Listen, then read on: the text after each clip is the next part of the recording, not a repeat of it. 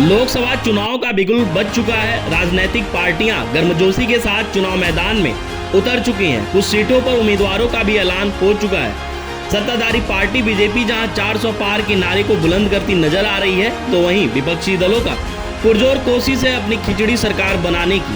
बात करें बड़े राज्यों की तो यूपी, बिहार, पश्चिम बंगाल को साधने में बीजेपी जी जान से लगी हुई है। बड़े नेताओं की रैलियां और रैलियों में होती घोषणाएं जनता जनार्दन के मन को लुभाने का हर संभव प्रयास जारी है।